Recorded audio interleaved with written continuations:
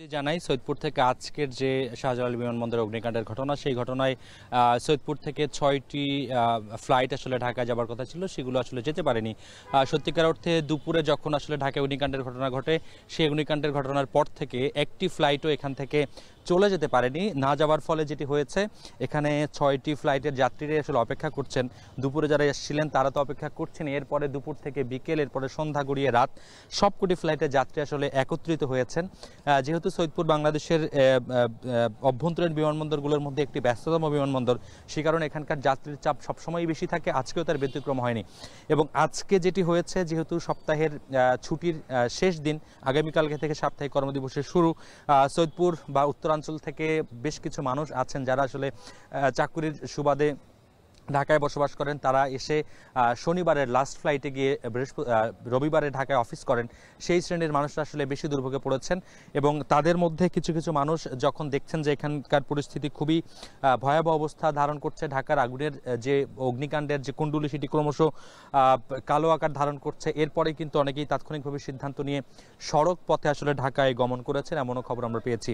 আমরা যে তথ্য পেয়েছি, সৈয়দপুর বিমানবন্দর কর্তৃপক্ষ বলছে 6টি ফ্লাইটের মধ্যে এয়ারস্টার 3টি, এয়ারস্টার 2টি, ইউএস বাংলার 3টি এবং নভোএয়ারের একটি ফ্লাইট আসলে সৈয়দপুর থেকে ঢাকায় যেতে পারেনি।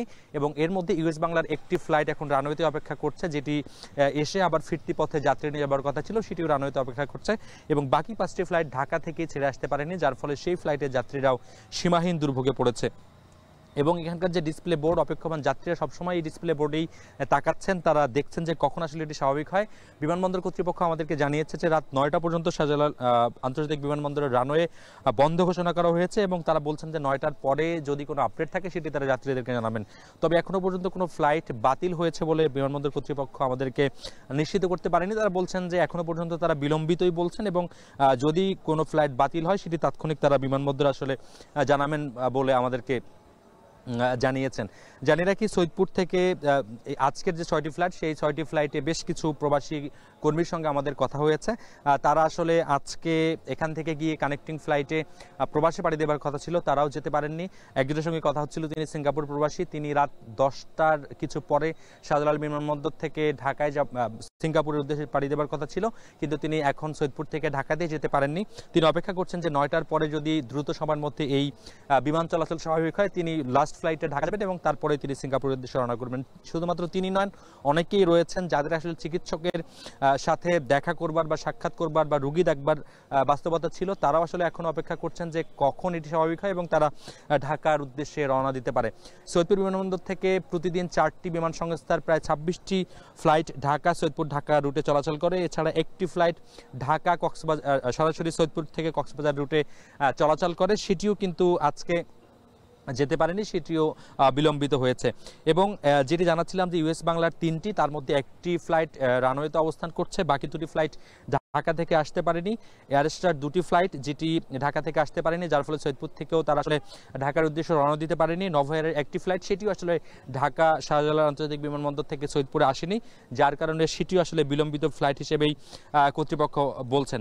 মিম যদি জানিয়ে রাখি, সৈয়দপুর থেকে ঢাকাগামী দুপুরের পর থেকে যে ফ্লাইটগুলোর আসলে স্কেডিউল রয়েছে সেটি যদি জানাই, তাহলে আমরা দেখছি যে 5টা 10 মিনিটে এয়ারস্টার একটি ফ্লাইট এখান থেকে যাবার কথা ছিল, সেটি সন্ধ্যা 6টা 10 মিনিটে সেটি আসলে 5টা 10-এ ঢাকা থেকে এসে 6টা 10-এ সৈয়দপুরের নামার কথা ছিল, সেটিও নামতে পারেনি।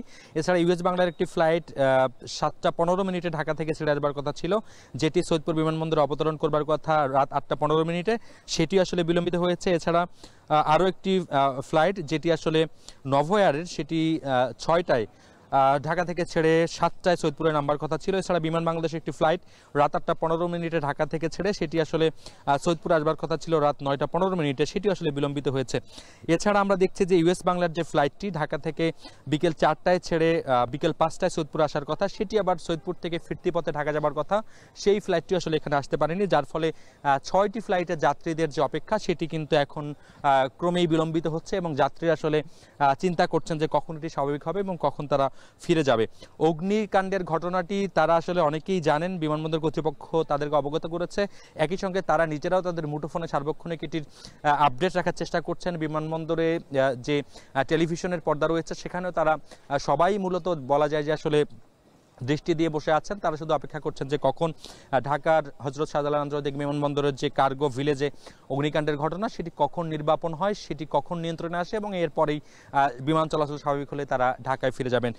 যেটি জানাচ্ছিলাম যে 26টি যে ফ্লাইট, তার মধ্যে 4টি বিমান সংস্থা, বিমান বাংলাদেশ এয়ারলাইন্স, ইউএস বাংলা, নভোএয়ার এবং এয়ারএস্ট্রা, 4টি বিমান সংস্থার সকাল 8টা থেকে শুরু করে রাত 9টা পর্যন্ত মোট 26টি ফ্লাইট যাওয়া আসা করে, যার ফলে বুঝতেই পারছেন যে 26টি ফ্লাইটের যাত্রীর কি পরিমাণ চাপ এখানে সামাল দিতে হয় এবং সেই চাপ সামাল দেবার ক্ষেত্রে আজকে তারা মোটামুটি এক ধরনের হিমশিমি খাচ্ছেন বলা যায়। কিন্তু বিমানবন্দর কর্তৃপক্ষ বলছেন যে যাত্রীদের সাথে তারা কথা বলছেন, যাত্রীদেরকে আশ্বস্ত করছেন, যাত্রীরা ওই দুর্যোগের সময় আসলে ধৈর্য ধারণ করছেন, যার ফলে কোনো ধরনের অনাকাঙ্ক্ষিত পরিস্থিতির সৃষ্টি হয়নি। বিমান সংস্থার লোকজন যাত্রীদের সাথে কথা বলছেন, যাত্রীরা জানতে চাচ্ছেন যে আজকের বিমান চলাচল যদি স্বাভাবিক না হয় সেক্ষেত্রে তাদের টিকিটগুলো কি হবে, তারা রিফান্ড পাবেন কিনা বা রিশিডিউল করতে পারবেন কিনা, এগুলোই মূলত আজকের বিমানবন্দরের এই মুহূর্তের চিত্র।